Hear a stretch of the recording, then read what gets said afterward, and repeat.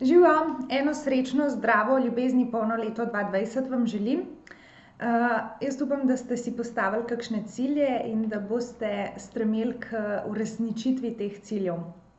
Jaz sem si zadala za cilj to, da se bom bolj pogosto javljala v tej video obliki in zadala sem si tudi mesečne teme.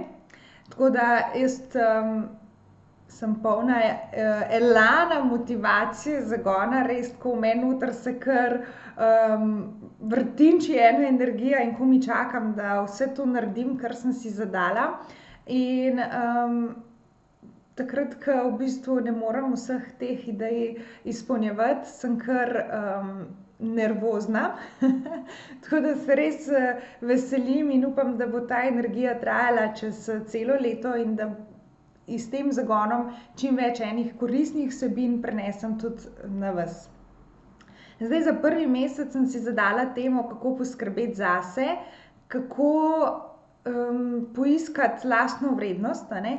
In januar je en tak mesec, ko si veliko ljudi postavi svoje cilje, čeprav so mi včeraj na skupini vsi zatrdili, da se oni ne ukvarjajo s cilji, da jih noben let ne zapišejo, zaradi tega, ker so potem na koncu vedno znova razočarani in da si rajš pustijo, da jim življenje prinese to, kar pač jim je namenjeno.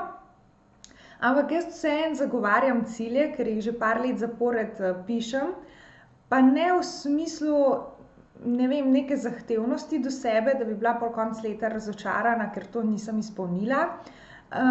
Ampak bolj v smislu nekih svojih smernic, kam želim iti, kje je moja smer, moja pot, in se probam potem čez leto nekako tega držati. In se mi zdi tudi za vas, no, ali pa en tak prvi nasvet za lastno vrednost ali pa za poskrbeti zase, se mi zdi tudi to, da si znamo postaviti svoje cilje oziroma se soočati s tem, kaj so sploh naše želje. Velikokrat se primerjamo s kakšnimi sosedi, pa s, ne vem, prijateljicami, pa prijatelji, pa sodelavci, sodelavkami, ne vem kaj. In ali pa celo z neznanci, a ne, greš po ulici pa vidiš eno žensko, kako je oblečena in rečeš, joj, ke bi jaz imela, ne vem, take hlače, ke bi jaz imela tako postavo, ke bi jaz lahko imel toliko mišic, ne vem še katere vse želje, a ne, se nam porodijo. Ali pa, joj, ke bi jaz imel tak avto, ke bi jaz lahko delala v tej službi, kako bi bilo luštno, a ne. In pol na vsa ta pričakovanja v bistvu gor obesimo še vse to, tudi naše pričakovanje našega zadovoljstva, a ne. Mi bomo srečni takrat, ko bomo taki, kakor je ta oseba, ko bomo delali tako, kakor ta oseba, ko bomo imeli službo tako, ko jo ima ta oseba. Ampak v bistvu pri tem pozabimo sebe v resnici vprašati, okej, zakaj si jaz to sploh želim? A je to res neka moja iskrena želja? A si želim jaz, ne vem, take postave zaradi tega, da bom jaz res potem bolj srečna, ali zaradi tega, ker pričakujem, da me bojo potem drugi ljudje lažje sprejeli, ali zaradi tega, ker mislim, da me bojo potem drugi ljudje imeli lahko bolj radi.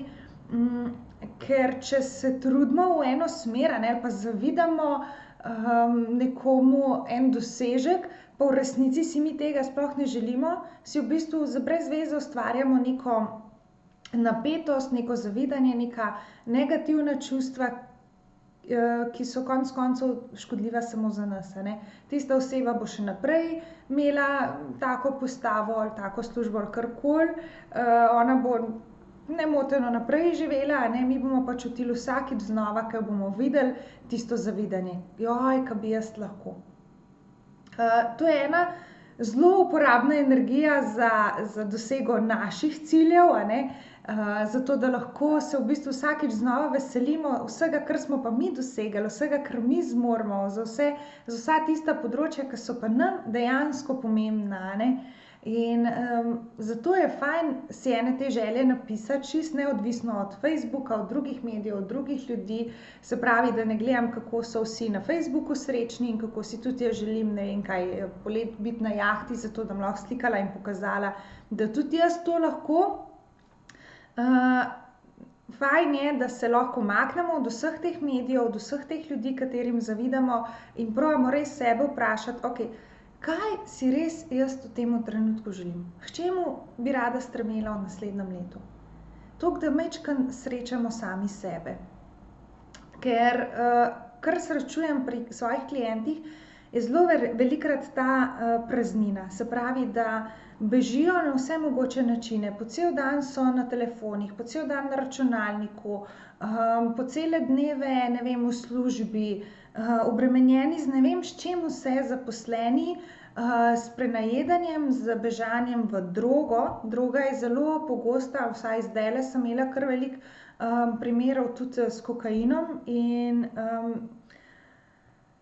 noro, kam smo v bistvu kot družba zapadli, koliko ene praznine je v nas, koliko enega iskanja po tem, da bi našli neko srečo, neko blagostanje, da bi prišli do ene bližnjice in da bi že imeli vse tisto, o čemer sanjamo, pa da nam ne bi bilo treba vse te dolge poti iti, ampak da bi se kar zgodil čudež in bi čez noč se nam odprl ta naš svet, v katerem tako močno sanjamo.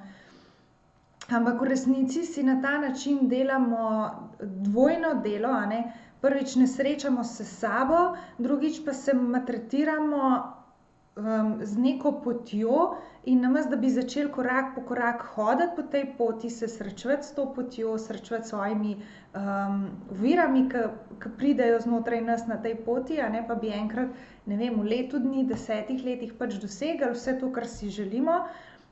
Tako pa živimo v bistvu v neki grozi, nekem zavidanju, neki ljubosumnosti, nekem maščevanju, nekem občutku pomanjkanja, da vsem drugim je to omogočeno, samo nam pa ne. In pol iz te praznine ven, kakor sem že omenila, probamo zapolniti to nezadovoljstvo z vsemi temi umetnimi stvarmi. Žal nas to ne pripelje daleč. Tako da ne bom predolga, bi vam za začetek ali pa za prvi, v bistvu že drugi teden letošnjega leta, zaželela to, da si vzamete res par trenutkov zase in se srečate s sabo. Kako bi se bilo majčkeno umiriti, zadihati pa pogledati, kaj je res vaša smer?